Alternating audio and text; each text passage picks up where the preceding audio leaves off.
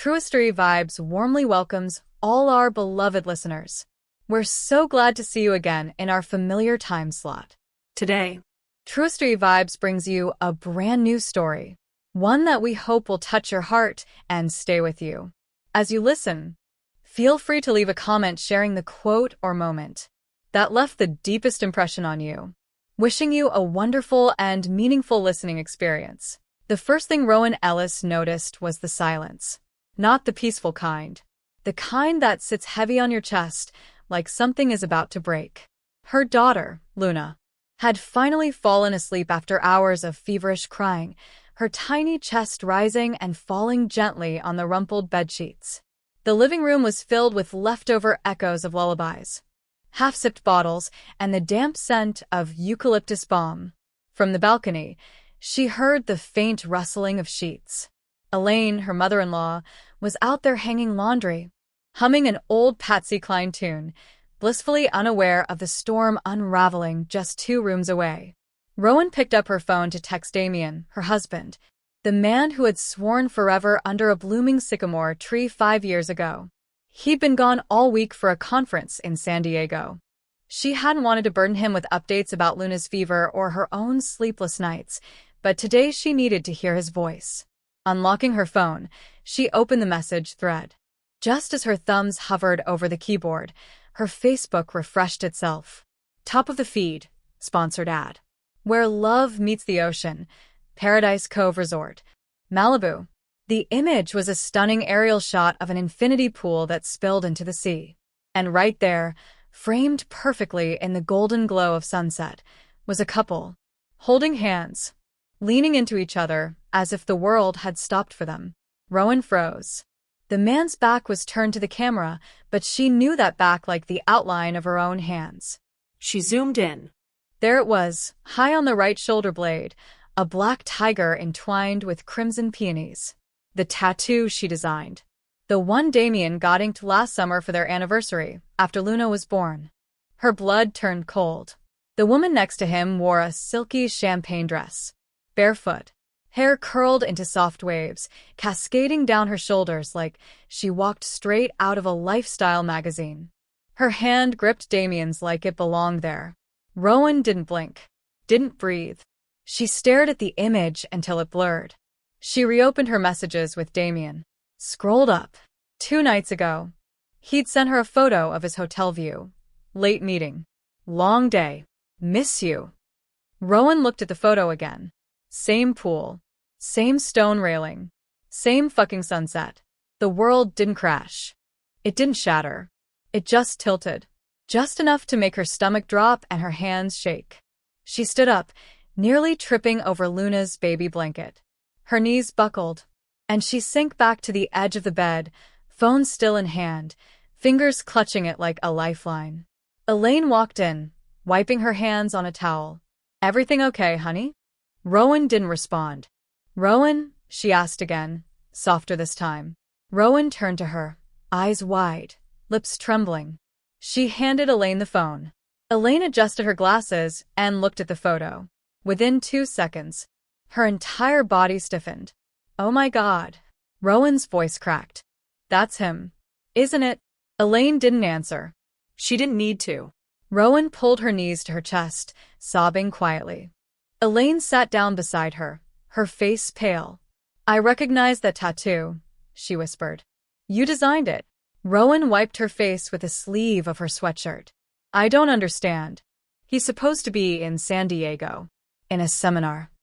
Elaine exhaled, slowly, as if choosing her words like stepping on landmines.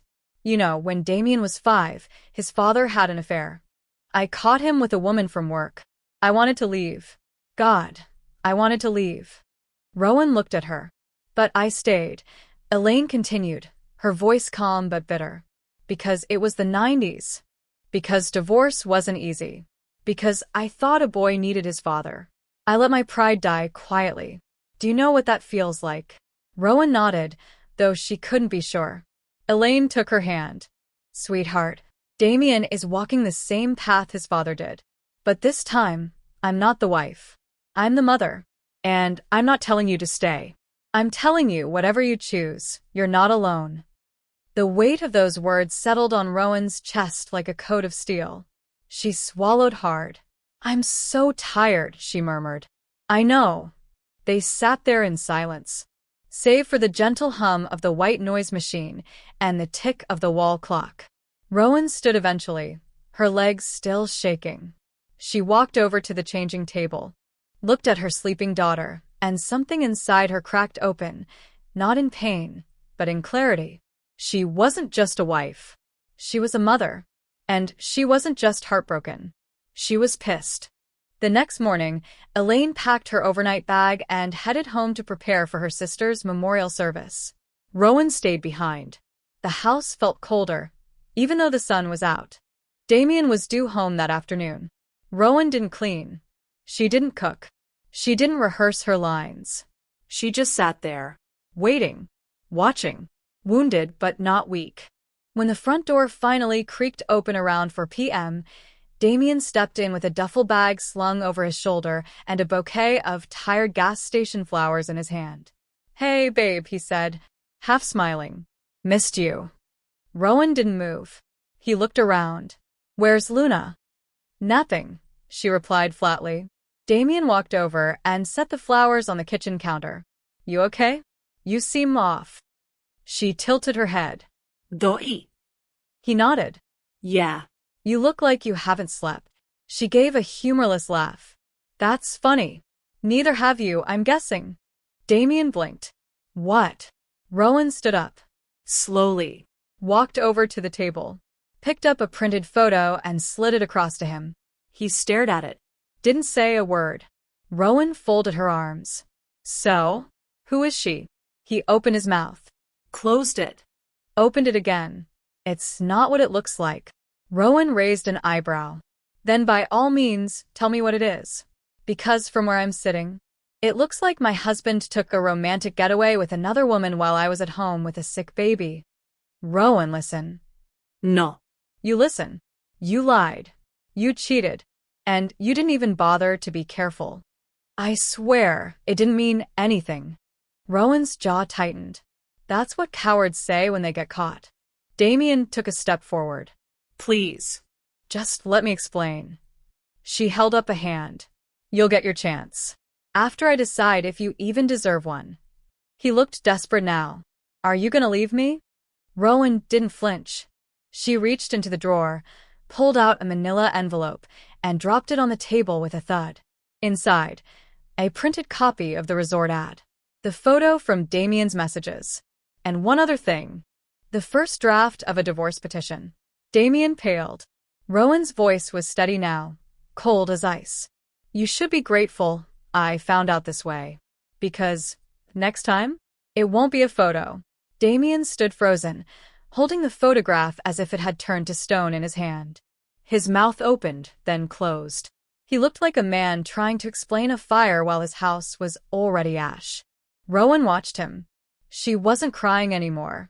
The tears had dried hours ago, replaced with something sharper, something that left a metallic taste in her mouth, like blood bitten back. She walked past him and calmly poured herself a glass of water. Every movement calculated. Silent. Powerful. She didn't even glance his way. "You know," she said, taking a sip, "I've been thinking about food lately." Damien blinked, caught off guard. "What?" "Food," she repeated. "Specifically, comfort food. Something warm, dependable. Like stew. Homemade, slow-cooked. Full of ingredients you know by heart." He shifted his weight. "Rowan." "But then," she continued, "there's bisque. Elegant. Expensive. Served in pristine bowls with a swirl of cream on top. Tastes like the ocean and guilt." "I don't." She turned to face him, eyes piercing. "So tell me, Damien, which one do you prefer? Stew or bisque?" There was a long silence. I don't understand what you're trying to say." Rowan tilted her head. "Sure you do." He set the photo down, careful not to crinkle the edges. "Rowan." "That photo doesn't mean what you think it means." She smiled without warmth. "Really? Because to me, it looks like the man I married took a woman to a luxury resort and fed her lies wrapped in lobster and wine. It was a mistake." No, Damien, she said, walking closer. A mistake is forgetting an anniversary. A mistake is missing Luna's doctor appointment. What you did, that was a decision. Every text, every touch, every lie you told me while I held our sick baby in my arms. Damien's face crumpled. It didn't mean anything. I swear, she snapped, if you say that one more time, I might actually throw this glass at your head. He raised his hands. Okay. Good, she said, setting the glass down. Now tell me how long it's been going on. Damien hesitated. Rowan stepped forward, voice low and deadly. Do not make me ask again. Since January. Her breath caught. January? I didn't mean to. That's 5 months, Damien. She laughed bitterly. You were already sleeping with her when I designed your Valentine's Day card. When you kissed me and said you were lucky. I didn't know how to stop. You could have said no. She made me feel wanted. Seen. Rowan's nostrils flared. Wanted? You have a daughter who clings to your shirt when you walk in the door. A wife who stayed up every night tracking your client calls. You want to feel seen, Damien? Look me in the eyes right now. He couldn't. She walked around him slowly, like a predator assessing prey. Let me guess. You told her we were fighting? That I didn't understand you? That we grew apart? Was that your little story? He rubbed his temples. Please. I don't want to lose you. You should have thought of that before you handed her the key to our weekends. I swear it wasn't love. I never loved her. Oh, fantastic, Rowan said, her voice rising.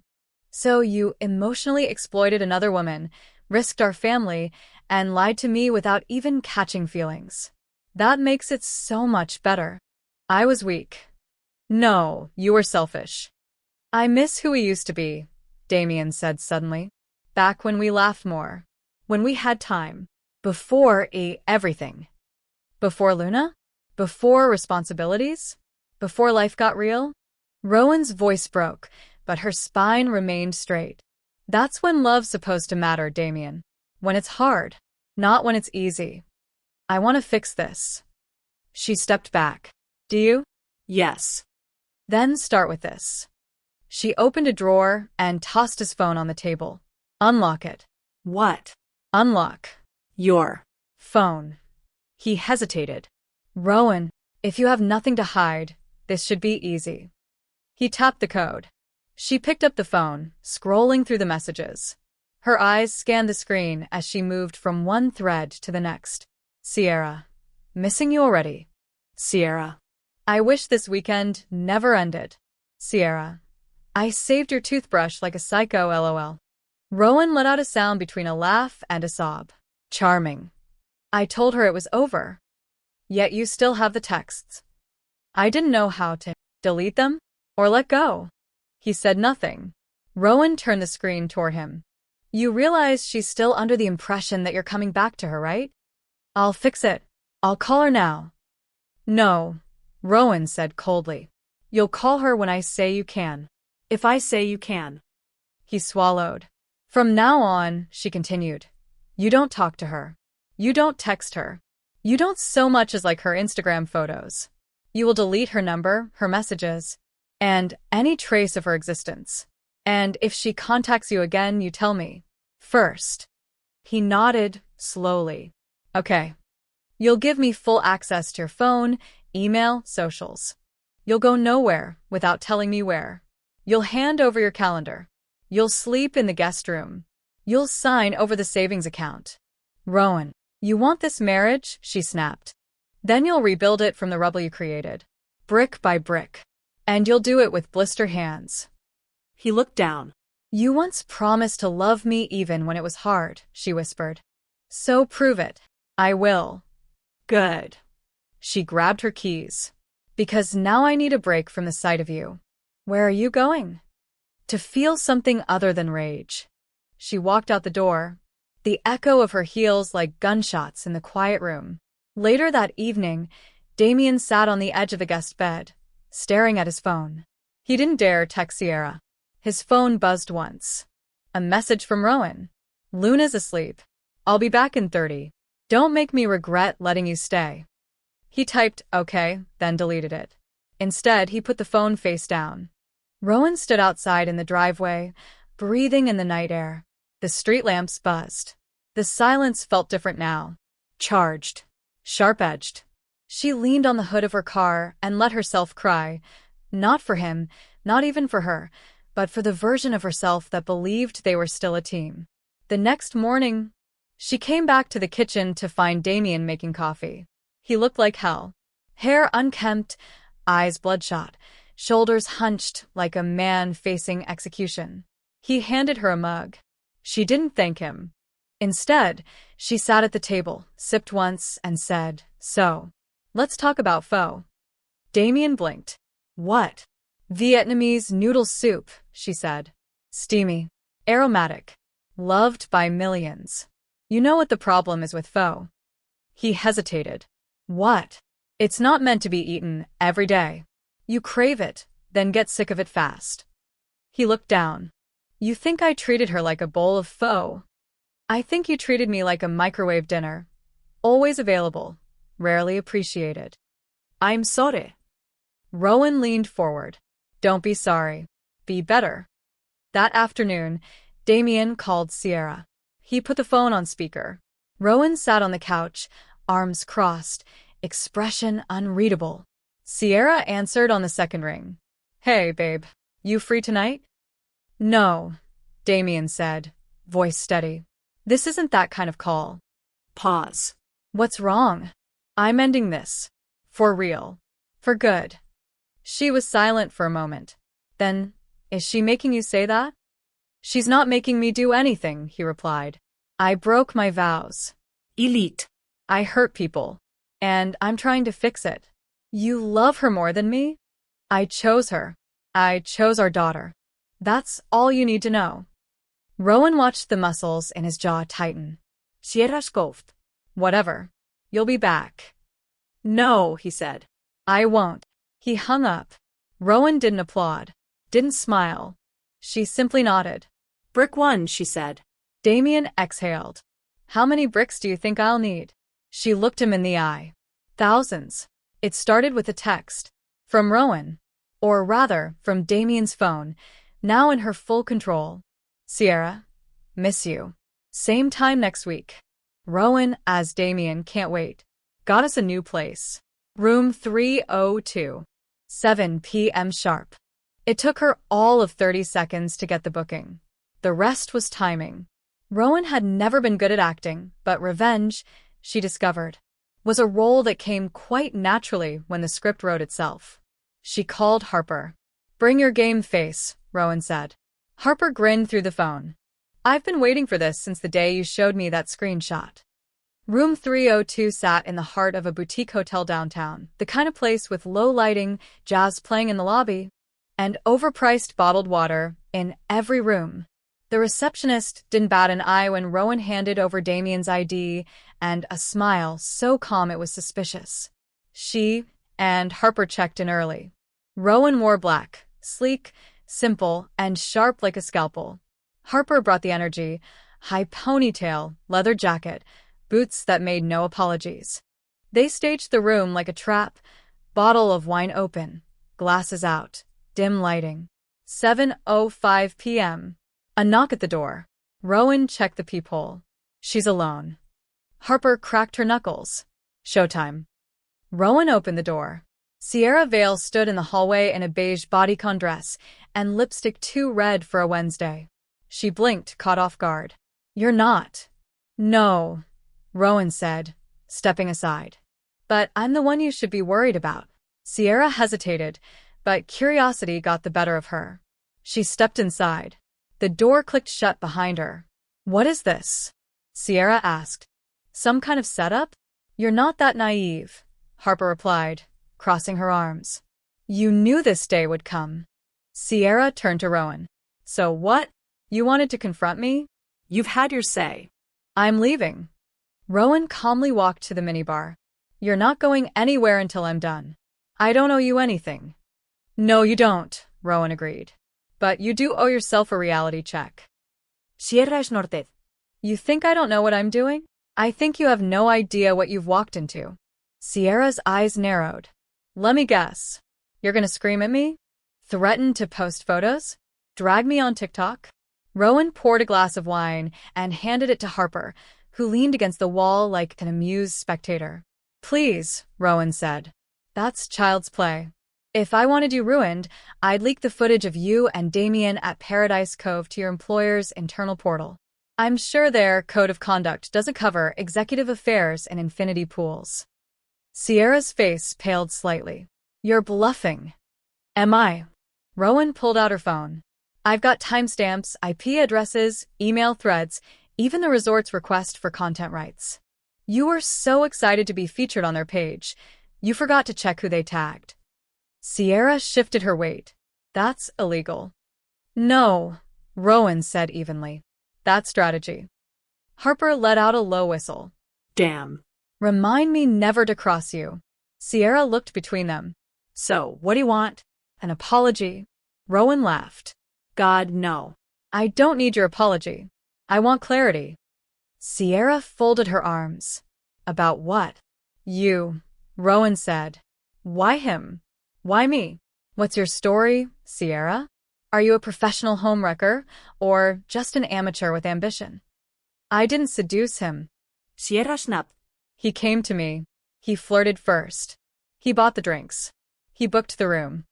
Oh, so you were the innocent sea creature lured into the boat. Harper mocked. Give us a break. I didn't know he had a kid, Sierra added quickly. He didn't tell me at first. And when you did find out? Rowan asked. Sierra hesitated. He said things weren't good with you.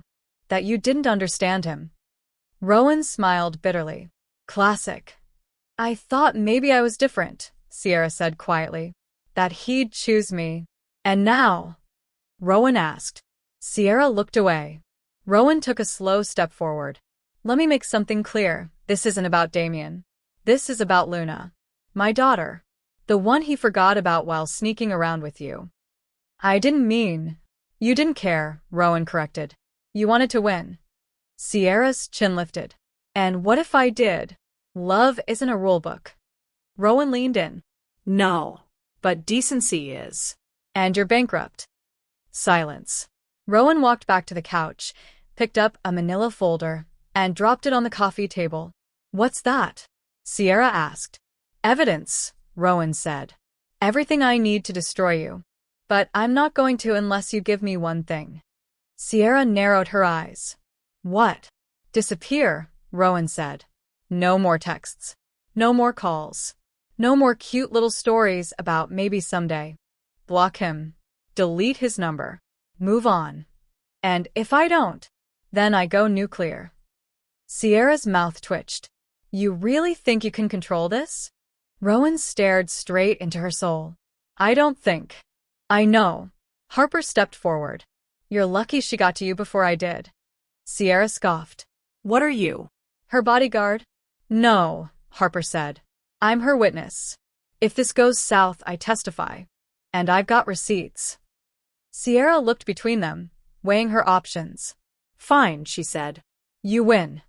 This was never a game, Rowan replied. But thanks for playing. Sierra moved toward the door. You know, she said, pausing, he still thinks about me. Rowan tilted her head. That's okay. Because every time he does, he remembers what he lost. After Sierra left, the silence in the hotel room was oddly soothing. Harper flopped onto the couch. Holy shit, you should run for office. Rowan sat beside her. I didn't even raise my voice. That's what made it terrifying. They clinked glasses, both sipping wine. For a moment, there was peace. Then Rowan's phone buzzed. A message from Damien. Are you okay? She didn't respond. Instead, she leaned back and whispered, Round one's over. Later that night, Damien paced the living room, checking his phone every 2 minutes. When Rowan finally walked in, heels in hand, he stood. You were gone a long time. She didn't answer. I ordered Thai. Your favorite. Rowan dropped her bag. You're trying too hard. I just thought maybe we could. No. He stepped back. Did something happen? She turned to him slowly. It's done. What is? Her. Sierra. She won't be contacting you again. He blinked. You spoke to her? I handled it. Rowan. She raised a hand. Do you want to know the details, Damien? Or do you want to pretend this never happened? He said nothing. That's what I thought. She walked past him, but before disappearing down the hall, she added, every time you think about her, remember one thing. She gave up. I didn't. The message came from her mother. Uncle Ray needs a favor. Jules is moving to Portland to look for work. Can she stay with you a while? Rowan stared at the screen, thumb hovering above the reply button. She hadn't spoken to Jules in years, not since the family reunions when they were kids, chasing fireflies and fighting over cookie dough. Still, family was family, and after everything that had happened with Damien, Rowan knew the importance of showing strength, even if it came in the form of forced hospitality. Sure, she typed back. Just a week or two, until she gets on her feet. It wasn't the first decision she'd regret that year, but it would become one of the biggest. Jules arrived on a Thursday, suitcase in tow, smile plastered on like a carefully painted mask.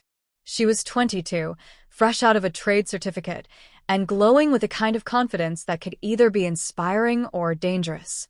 Rowan, she squealed, pulling her into a hug. You look amazing. You too, Rowan replied politely. Come in. The first few days were surprisingly smooth. Jules helped around the house, folded laundry without being asked, and offered to babysit Luna while Rowan worked on rebuilding her online store. She asked all the right questions, seemed genuinely invested in helping. Rowan tried not to be suspicious of her perfect guest routine. Jules would cook breakfast, clean up, even rearranged the spice rack alphabetically. You've got a good one here, Damien commented over dinner one night. Rowan looked up from her plate.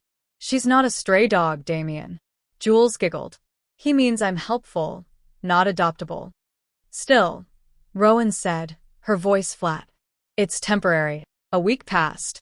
Then, too, Rowan began to notice small things. Jules didn't send out many job applications, despite claiming she was looking.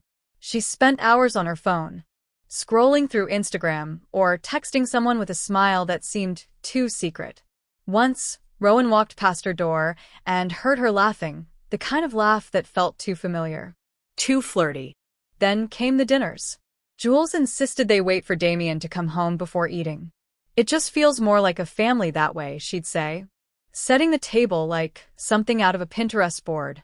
Rowan didn't argue, but she didn't play along either. She watched, listened, and waited. Things escalated subtly. One morning, Rowan walked into the kitchen to find Jules in one of her silk robes. The neckline dipped a little too low.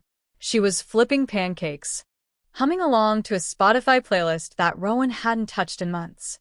Damien walked in moments later, his expression unreadable. Rowan didn't say anything. She simply reached for the coffee. Later that day, she found the robe, unwashed, still draped over Jules' chair. It came to a head when Rowan overheard a conversation she wasn't meant to hear. She'd been in the hallway outside the bathroom, towel around her head, when Jules' voice floated from the guest room, low and intimate. I don't mind waiting if it means something. Rowan's pulse quickened. She inched closer. You said she doesn't make you feel anything anymore. Silence. Then, I believe you. Rowan backed away, her heart pounding. She didn't need to hear more. She went straight to Harper. You think she's sleeping with him? Harper asked, eyes wide. I don't know, Rowan whispered, but something's off. And I can't let it spiral again. Want me to follow her? No, Rowan said. Not yet. Let's see what she does when I push back. That night, Rowan sat across from Jules at dinner. So, she said casually, find any job leads today. Jules smiled. A couple. Nothing exciting. I'm being picky. Rowan nodded. Right. Because when people live rent-free and don't contribute to groceries, they should definitely be picky. The smile dropped for a split second before returning. I'm helping in other ways, aren't I? Are you? Rowan leaned forward. Because from where I'm sitting, you seem more interested in Damien than job listings. Jules blinked. What are you implying? I'm not implying, Rowan said. I'm asking. Jules laughed, but there was no warmth. Wow. You really think I'd do that? I think I've seen this movie before, and I don't plan on watching the sequel. Jules set her fork down. I'm not Sierra. No, Rowan agreed. You're worse. She didn't live under my roof. Damien walked in just then, sensing the tension. Everything okay? Rowan didn't take her eyes off Jules. Peachy. The following morning, Rowan made a decision. She went to the closet, pulled out a box marked legal, and retrieved an old contact card from a friend of Harper's, a private investigator named Griffin Reed. She called him. I need eyes, she said. Over the next few days, she observed with surgical precision. Jules started leaving the house at odd hours. Damien became strangely quiet, guarded. The energy shifted, and not in a good way. Then Griffin sent her a photo. Damien and Jules, together, sitting in a corner booth of a tucked-away cafe. Her hand brushed his when she leaned in. His gaze wasn't one of a man protecting family. It was familiarity and guilt. Rowan stared at the photo for a long time. Then she printed it, taped it to the inside of her wardrobe, and whispered to herself, not again. That evening, Damien found Rowan packing up Luna's toys in the living room. Everything all right? He asked. Yep. He shifted awkwardly. I was thinking maybe we could talk. Rowan smiled. About Jules? His face faltered. Don't, she said. Not yet. I'm not ready to hear more lies. I haven't done anything. She stood. Good. Then you won't mind if I ask her to leave. His mouth opened. What? Now. Yes. Now. Rowan. She's overstayed her welcome. And I'm not running a charity. Damien looked conflicted. She has nowhere to go. She had nowhere to go when she got here, too.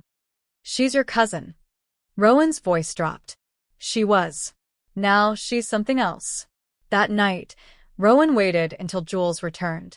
She was wearing a new blouse, one Rowan had never seen, likely bought with money borrowed from guilt. Rowan stood by the door, arms crossed. You need to pack. Jules froze. Excuse me?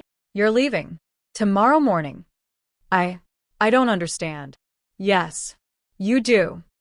Jules blinked. Did Damien say something? Rowan stepped closer. No. But he doesn't need to. You can't just kick me out. I can. And I am. Jules looked like she might cry. Where am I supposed to go? To someone else's house. Someone you haven't tried to seduce. You're being paranoid.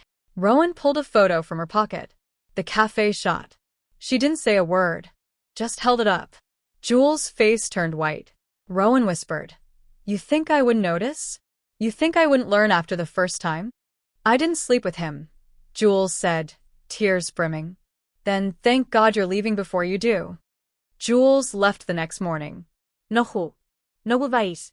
Just a suitcase, a rideshare, and a slammed door. Rowan watched from the window, holding Luna in her arms. Damien entered the room behind her. You were right, he said softly. She didn't reply. I didn't cross that line. But I didn't stop her either. Rowan turned to him. That makes it worse. I know. I'm out of forgiveness, she whispered. But I'm not out of strength. And with that she walked away again. This time not out of heartbreak, but out of wisdom. The house was quieter after Jules left. Too quiet. Not the peaceful kind. No. This silence felt loaded, like the pause between a crack of thunder and the start of rain. It echoed through the hallways, clung to the corners, and filled every conversation between Rowan and Damien with unspoken weight. Damien moved like a man trying to fix things without glue. He offered help without asking, took out the trash before she noticed, cooked dinner, and cleaned the pans. But Rowan noticed the way he avoided eye contact, the way he flinched when her phone buzzed, the way he never once asked why Jules really left. On the surface, things had returned to normal. Luna was sleeping through the night again. The store was picking up orders. Elaine stopped by once a week to check on her granddaughter and left casseroles Rowan never ate. But beneath it all, Rowan knew better. Trust didn't rebuild itself. It wasn't a wound that scabbed over. It was a bone that needed setting, splinting, patience. And something still felt off. It started with the text. Damien was in the shower. His phone buzzed once on the nightstand. Rowan wasn't looking for it. She was just folding laundry. She wasn't snooping. But it lit up. A name she didn't recognize. Samira. The message preview read, "Hope your morning meeting went well. That shirt you wore yesterday was fire." Followed by a flame emoji. Rowan froze. She stared at the phone, heartbeat suddenly hammering. She didn't unlock it. Didn't need to. The tone of it. The familiarity. It wasn't innocent. It was coded flirtation, the kind that lives in gray zones and plausible deniability. She put the laundry down and walked out of the room. That night, she said nothing. But she started watching again. The late-night emails. The muted group chats. The way Damien's face changed when he thought no one was looking, relaxed in a way he never was with her. He was hiding something. She just didn't know what. Harper called her 3 days later. "You sound weird." "I feel weird," Rowan said. "Like something's shifting again." "Want me to call Griffin?" Rowan hesitated. "Not yet. I don't want to be that woman who's always checking." "Rowan," Harper said gently. "You're not paranoid. You're observant. That's different. But what if I'm wrong? And what if you're not?" A week passed. Damien mentioned a new colleague. A project lead. Samira. Rowan stirred her coffee slowly. "She texted you last week." He looked up. "Yeah." "She sends weird messages sometimes." "Like complimenting your outfits?" He blinked. "She's just friendly. Gen Z types are all emojis and chaos." Rowan smiled faintly. "Right." He tilted his head. "You checking my phone again?" "No," she said calmly. "I didn't need to." He didn't respond. Just shifted in his chair. "Guilty." That night, Rowan couldn't sleep. She lay in bed beside Damien, his breath steady, his body turned away from her. She stared at the ceiling, trying to talk herself down. Maybe Samira was harmless. Maybe Damien was just enjoying the attention. Maybe nothing had happened. But then, wasn't that what she told herself before Sierra? And wasn't Jules technically harmless, too? She turned over, pulled the blanket tighter, and whispered into the dark. "I don't believe you." Griffin's voice on the phone the next morning was calm and professional. "Same scope as before?" he asked. "Yes," Rowan said. "Just see where he goes after work." Who he texts. "I need to know if I'm imagining things." "You're not," Griffin said. She exhaled. "How can you be so sure?" "Because people like him always leave a trail." 3 days later, Griffin sent her photos. Damien at a bar. Smiling. Leaning a little too close to a woman in a mustard-colored trench coat. Her hand on his arm. Laughter. A glass of wine. The next photo was clearer, her name badge hanging from a lanyard. Samira. Rowan stared at the screen. Then at the baby monitor. Luna slept soundly, her tiny fists curled like starfish. Rowan whispered, "You deserve better."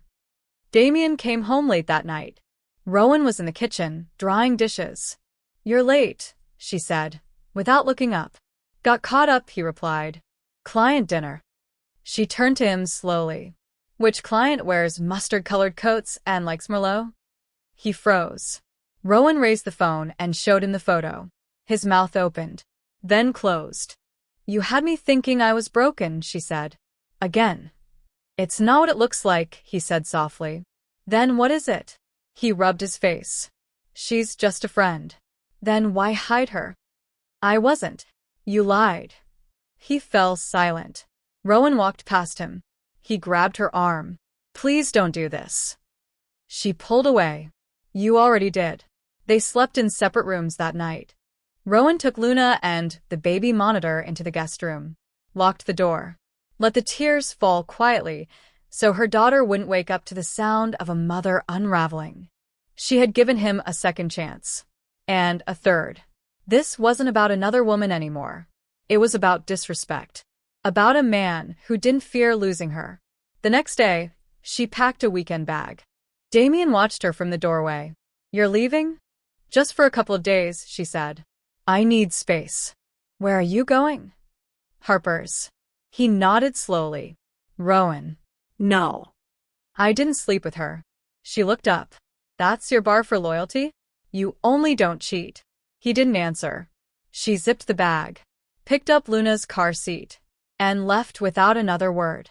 Harper greeted her with wine, candles, and a tight hug. You did the right thing, she said. I'm so tired of being lied to, Rowan whispered.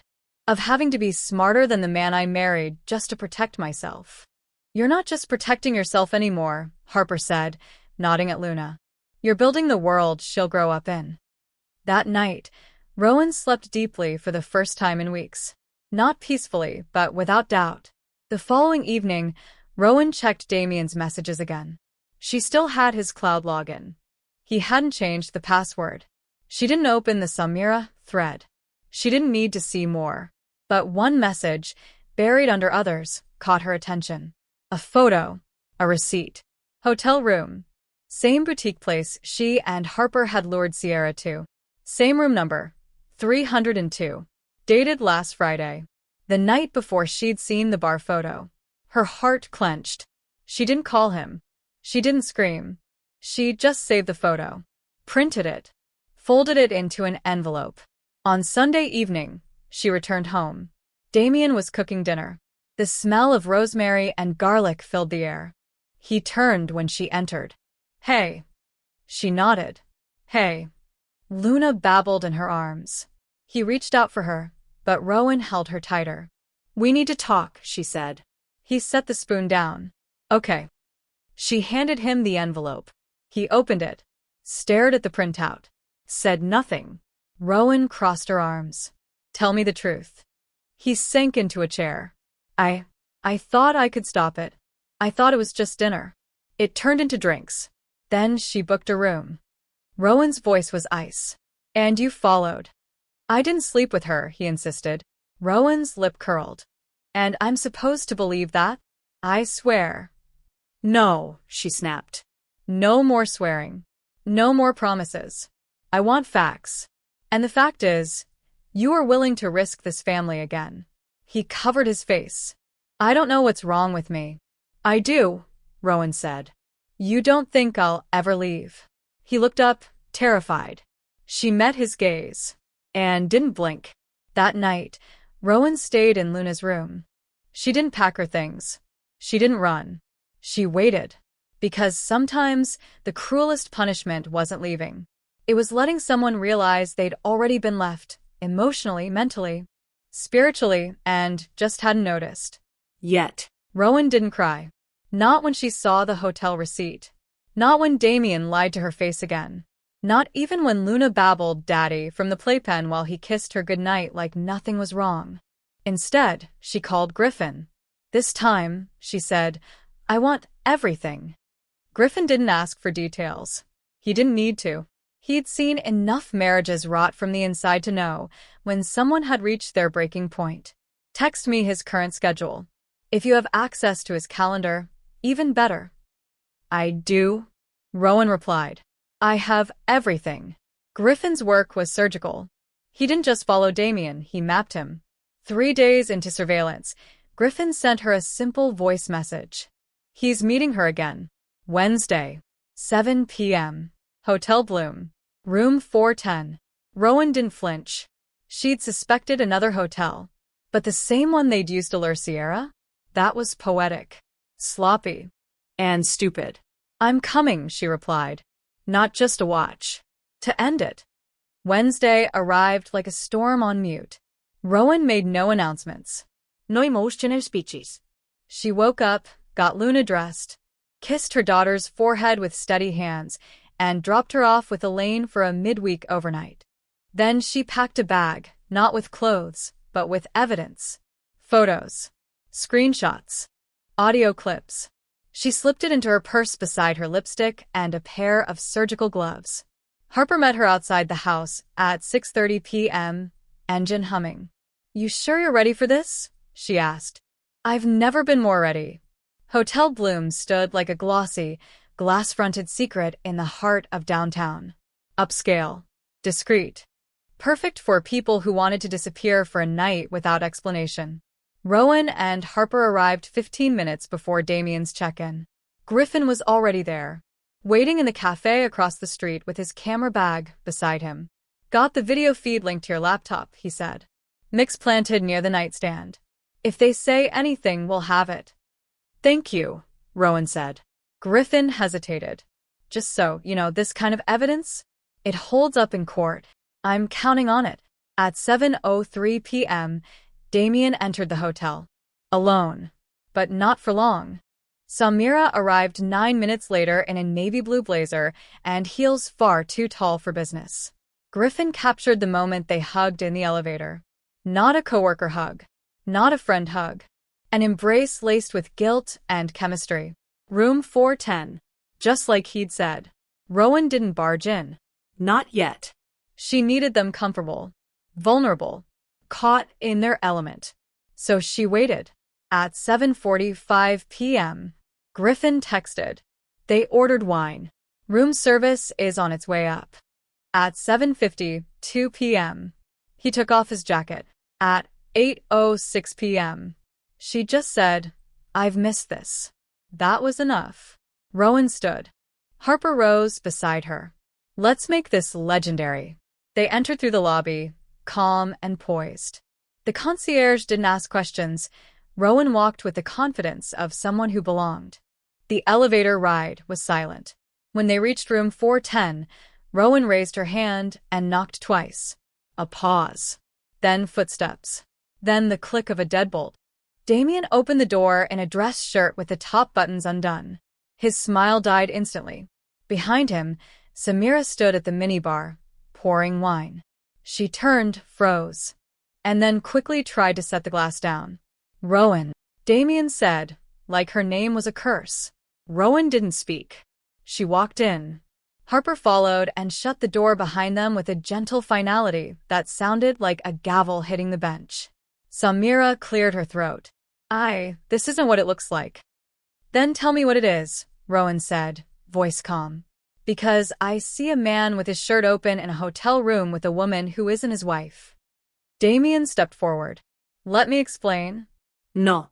Rowan said, raising a hand. You've done enough talking. She pulled out her phone.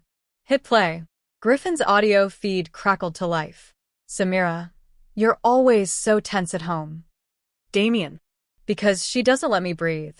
Samira, you don't have to be anyone with me. Damien, that's why I'm here. Silence followed. Damien's face drained of color. Samira looked like she might vomit. Rowan slowly pulled the manila envelope from her purse and dropped it on the table. Inside, every location, every receipt, every message. Backed up to 2 cloud drives, a USB, and my attorney's inbox. Harper crossed her arms. She's not bluffing. Rowan turned to Damien. You said you wanted to fix things. You said you'd never betray me again. And here we are. Same hotel. Same lies. Just a different woman with the worst taste in shoes. Rowan, please. You said I didn't let you breathe? Her voice cracked, just once. I gave you space. I gave you my silence. I gave you the benefit of the doubt while I watched you drown our marriage behind my back. Damien reached for her. It's not serious. Not serious? She snapped. Then why the wine? The lies? The hotel under a different name? Samira spoke up. I didn't know. Stop, Rowan said. I don't want your apology. You're not the first, and clearly, you won't be the last. Samira bit her lip. He said you were cold. Controlling. Rowan smiled. Funny. He said the same thing about the last one. She turned to Damien. You recycle lies as fast as you recycle mistresses. He looked like he wanted the floor to open up beneath him. You don't have to do this, he said. I already have. Rowan replied. You just didn't see it. She stepped toward the door. Paused. Turned one last time. I won't fight for someone who doesn't fight for me. You wanted freedom? You've got it. Back at home, Rowan didn't scream. She didn't smash things. She fed Luna. Took a hot shower. Liaconde. Then she sat at her laptop and opened her lawyer's contact file. She attached the folder labeled evidence_final. Subject line: proceeding with divorce, urgent. She hit send. The next morning, Damien came home. The house was spotless. Cold. Rowan sat at the table, sipping coffee. Across from her, a thick envelope. He approached cautiously. "Can we talk?" "We already did," she said without looking up. "You just weren't listening." "I was stupid." "No," she replied. "Stupid is once. This is sabotage." He sat down. "What happens now?" "You sign." He looked at the envelope. Saw the papers. Divorce. Custody. Assets. All cleanly itemized. "You really want to end it like this?"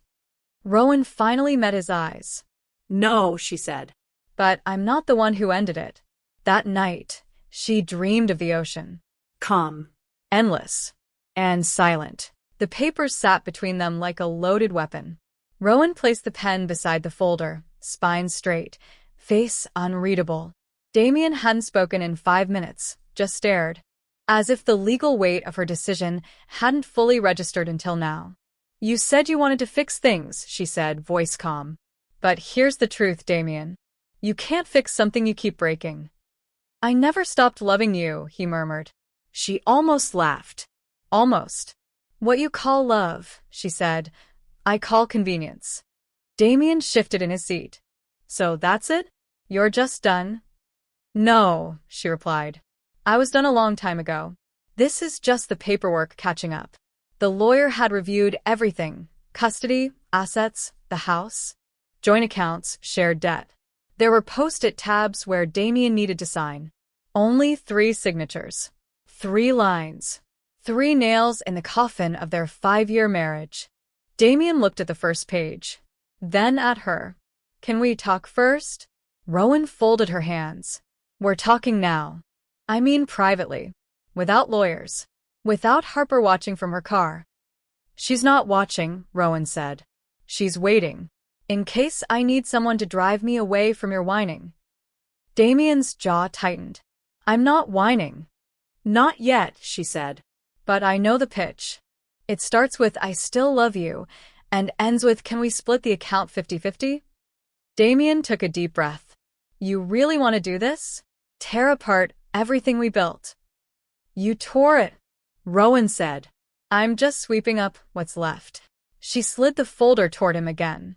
He opened it, scanned the first few lines. "You want full custody," he said. Rowan nodded. "Primary custody. You get weekends twice a month and holidays on rotation." "Why do you get her more?" "Because I didn't sneak around with 2 different women while she was teething. I'm her father." "And I'm her mother," Rowan snapped. "The one who changed every diaper. Stayed up every night with a thermometer and a prayer. The one who didn't leave her to chase someone else's validation." Damien looked down. "She deserves stability," Rowan said. "And I deserve to raise her in a house not haunted by betrayal." Damien turned the page. "You want the house?" "Yes. I helped pay for it." "You also helped ruin it," she said. "And I'm the one staying. I'm the one rebuilding. I'm the one keeping the roof over her head. You can have the car. The condo your parents left you. I don't care." He sighed. "And the savings?" Rowan smiled thinly. 70-30. My favor. Damien's eyes flared. "That's not fair." "No," she said. "Neither was the hotel bill I paid when you used our joint card for your little affair." "You're punishing me." "I'm protecting myself." "And Luna?" Rowan's voice softened. "I'm building her a world where women don't stay quiet when men cheat." Damien stood and paced the kitchen. His shoulders sagged. His hair was messier than usual. He looked like someone who hadn't slept, which, Rowan hoped, was true. He turned to her. "What do I have to do for you to give me another chance?" She didn't hesitate. "You don't get one." Damien blinked. "What?" "You've had 2 already. Sierra was the first. Jules was the warning. Samira was the end." "It wasn't." Rowan raised a hand. "Don't lie again." "I was confused."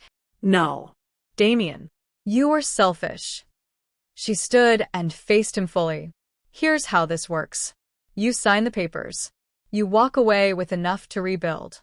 You get time with your daughter. You even get the dignity of saying this ended civilly. Damien frowned. And if I don't? Rowan's tone turned steel. Then I make it public. The photos. The audio. The timeline. I will shred your reputation from Portland to your parents' retirement home in Arizona. And I will win full custody. 0 visitation. You'll see Luna through Zoom, and that's it. Silence. I'm not bluffing, she added. He believed her. Damien sat back down, Looked at the pen. then at her. You really won't forgive me? Rowan's eyes met his. I forgive you for my peace, not for yours. Don't confuse the two. He picked up the pen. Signed the first page, the second, and then the third. It was quiet, almost peaceful. Rowan picked up the papers, slipped them back into the envelope, and tucked it neatly into her bag. You can have a copy, she said. I'll email you one. The court will process the rest. Damien sat there, deflated. What happens now? Rowan walked to the door. You learn what it feels like to lose something that loved you unconditionally. That evening, she lit a candle in the living room, poured a glass of wine, and sat in silence. No shouting. No apologies. No more secrets bouncing off the walls. Luna played with her plush elephant on the rug, blissfully unaware. Rowan watched her daughter and felt something strange, almost unfamiliar. Peace. The next morning, she received an email from her lawyer. Subject: divorce filing, confirmation of submission. Attachments: final decree, custody agreement. Asset division summary. She stared at it for a moment, then clicked download, then delete. No need to revisit it again. A few days later, Damien came to pick up Luna for his first supervised weekend visit. Rowan met him at the door, diaper bag packed, instructions typed and printed. Be kind to her, she said. She didn't ask for any of this. I know, Damien whispered. She's lucky to have you. Rowan didn't respond. She knelt, kissed Luna's forehead, and whispered something only the baby could hear. Then she handed her over and shut the door. She didn't cry. Instead, she turned on the music, did the dishes, and danced in the kitchen like someone finally free. Mornings were different now. The silence was hers again, not loaded, not broken, not suspicious. Just quiet, just peace. Rowan made coffee without looking over her shoulder. She walked barefoot through the kitchen, her robe loose, her hair in a messy bun. She no longer wore mascara before breakfast. No longer performed softness to prove she was easy to love. She was no longer trying to be anything for anyone else. She just was. Luna babbled from the high chair, pureed banana on her chin. Rowan smiled. Messy, like your mama's heart used to be. She wiped Luna's face gently. The baby grabbed her finger and laughed. It was in these small, unfiltered moments that Rowan felt it most. Freedom. Not the kind that came with open roads or booked flights. The kind you earn after you've been dragged through the fire. 3 weeks after the divorce was finalized, Rowan relaunched her online store. She'd paused it during the chaos. Too many emotions, too much noise. But now? Now it was quiet enough to build again. She updated the website, refreshed the logo, added a new section for the rebuilders. It featured journals, candles, affirmation cards, all handmade, all honest. The first item to sell out was a candle labeled "Soft is not weak." The second was a journal titled "Write it down, then burn it." By Friday, she had 300 orders. By Sunday, she'd hired a part-time assistant. A local college student named Marla who adored Luna and didn't ask questions about the quiet sadness Rowan sometimes wore like a second skin. Elaine dropped by with a pie and an offer to babysit. Rowan nearly cried. I'm not just Damien's mom, Elaine said, wrapping the pie in foil. I'm yours too. And Luna's. Divorce doesn't change that. Rowan whispered thank you. Meant it. Family could disappoint you, lie to you, even break you. But sometimes they still showed up with pie. Rowan started doing things for herself again. She joined a local yoga class, painted the guest room seafoam green, replaced the photos on the mantle. No more wedding pictures, no more couples trips. Now it was Luna. Sunflowers. A print that said, she remembered who she was, and the game changed. She cut her hair. Just a little. Enough to feel new. Enough to feel like the woman she'd become wasn't a version of the one who begged to be loved, but someone entirely separate. Someone strong. On her first solo Friday night, Rowan lit every candle in the house and played a Nina Simone record on repeat. She poured wine, took a long bath, then stood naked in front of the mirror, not to criticize, but to witness. She placed a hand over her heart. It was still beating, still stubborn, still hers. The emails kept coming, customers raving. Your candle made me cry. Your journal helped me leave him. This store feels like it was made by someone who knows. Rowan smiled at the screen. She did know. Every product was a breadcrumb from the path she'd crawled through. Every design a testament to surviving. Every scent, word, and print, a piece of her reborn. One afternoon, Harper showed up with takeout and champagne. To new beginnings, she said. Rowan clinked glasses with her. To endings that deserved it. Harper grinned. You're glowing. I'm free. Harper leaned back. You know, I didn't think you'd come out of this like this. Like what? Like a damn queen. Rowan chuckled. I cried over him for 6 straight nights. I screamed into towels. I bitched over boxed wine and ice cream sandwiches. And now you're booked and busy. Not healed, but whole. Harper raised her glass again. To wholeness. There were still hard moments. Nights when Luna wouldn't sleep and Rowan missed having someone to pass the baby to for 5 minutes. Moments when bills arrived and she wondered if she was cut out for this. Moments when she heard their song in a store and had to pause, breathe, and remind herself that a memory is not a promise. But the hard moments didn't define the day anymore. They were just moments. Damien texted once. A short message. Hope you're doing okay. Rowan stared at it for a long time, then deleted it without replying. Let him sit in the echo of his own silence. Luna's first birthday arrived with balloons, chaos, and cake everywhere. Friends came. Elaine brought a crown. Rowan lit the candle and helped Luna blow it out. As the room clapped and laughed, Rowan's eyes filled with tears. Not because of what she'd lost, but because of what she'd built. At night, she journaled again. Not about him. Not anymore. Now it was about ideas. Growth. Gratitude. She wrote down dreams. Plans.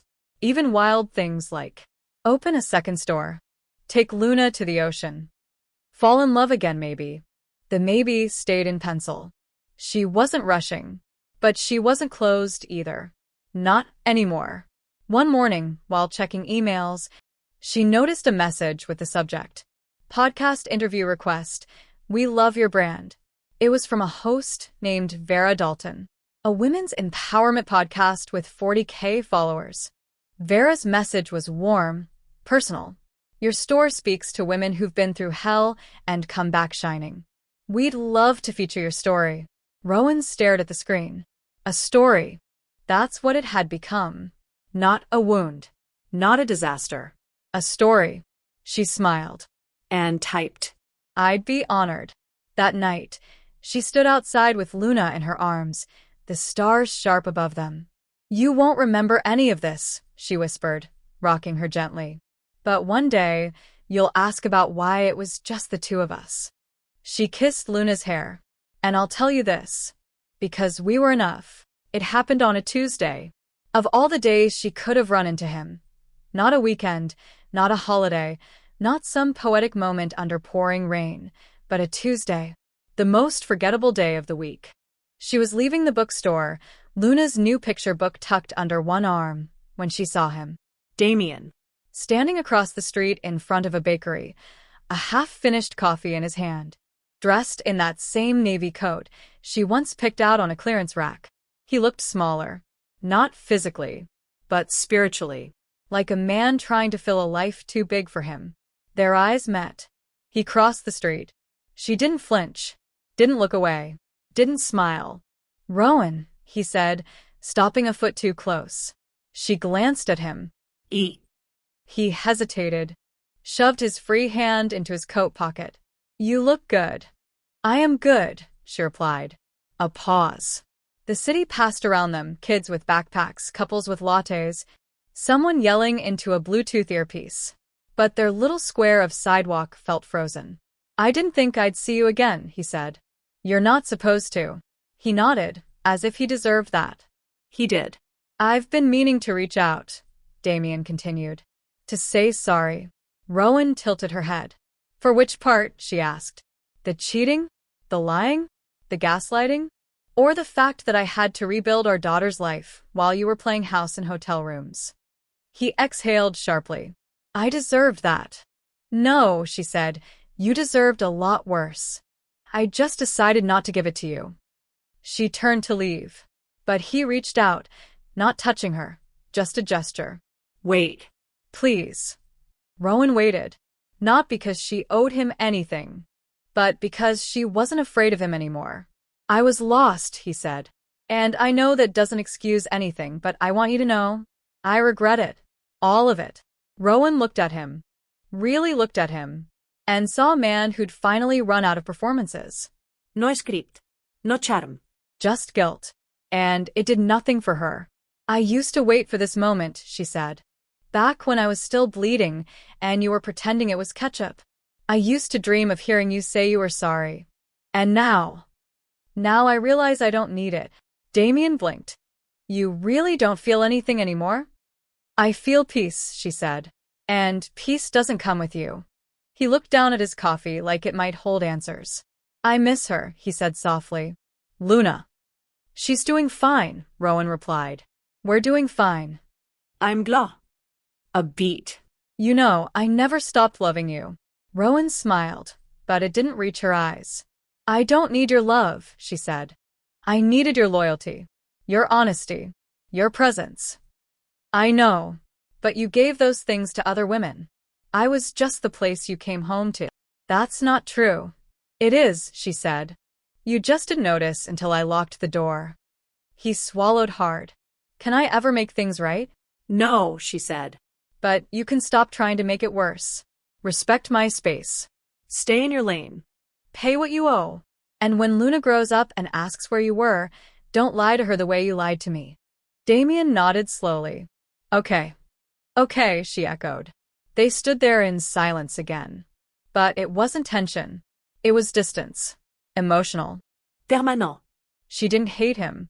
She just no longer needed to think about him. That was its own kind of freedom. Rowan adjusted Luna's bag on her shoulder. "I have to go."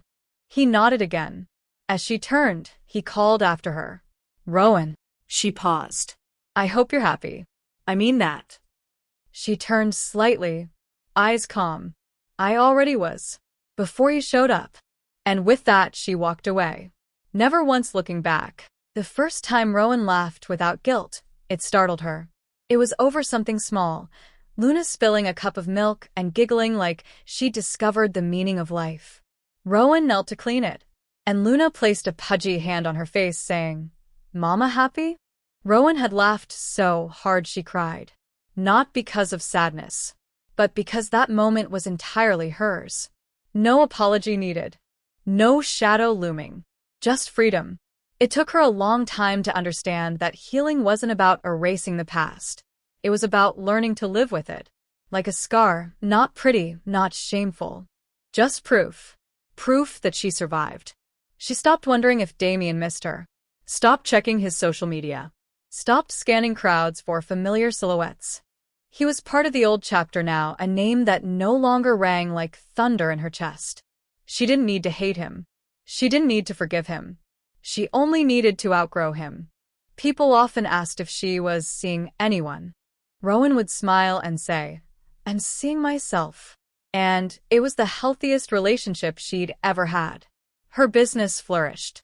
She hired 2 more part-timers, expanded to pop-up shops on weekends, and began hosting monthly workshops for women who were also rebuilding. They called it Ashes to Art. Every session began with the same question. "What did you lose?" and ended with, "What did you find?" Rowan always answered last. "I lost a version of myself who believed being chosen was the same as being loved. And I found a woman who knows she never needed permission to be whole." There were hard days. There always would be. But they didn't define her. They refined her. On the anniversary of her divorce, she wrote a letter.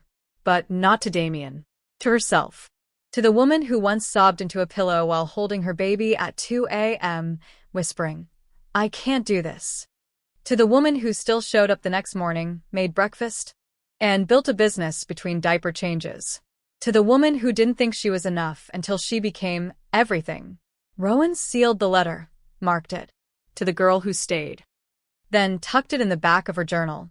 Some wounds didn't need salt or sugar. They just needed acknowledgement. People would say she was strong. She hated that word. It always sounded like praise for suffering well. No, Rowan wasn't strong. She was soft. And steady. And wildly alive. She felt everything, then rose anyway. One evening, Harper asked her, "Do you think you'll ever fall in love again?" Rowan thought about it. Then said, "I'm already in love." With who? My life. She no longer needed fireworks to feel seen. No longer waited for someone to call her beautiful before she believed it.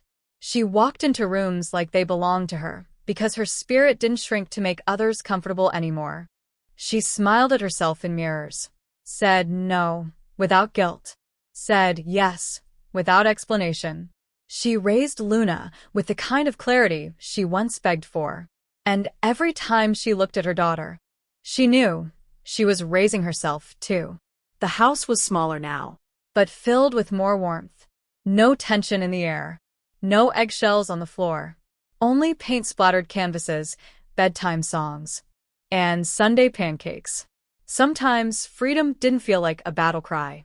It felt like sleeping without checking a phone, lighting a candle just because, laughing so hard your stomach hurt, holding your child and realizing you gave them something you never had, peace. Rowan sat on the porch one morning, coffee in hand, watching Luna chase bubbles across the yard. The sun touched her face. She closed her eyes. No noise. No questions. No waiting for another shoe to drop. Only breath. Only now. Only freedom.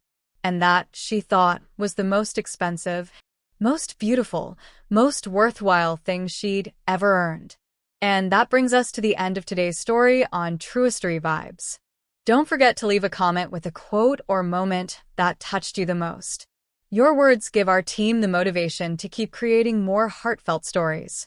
Thank you for listening, and we'll see you again soon.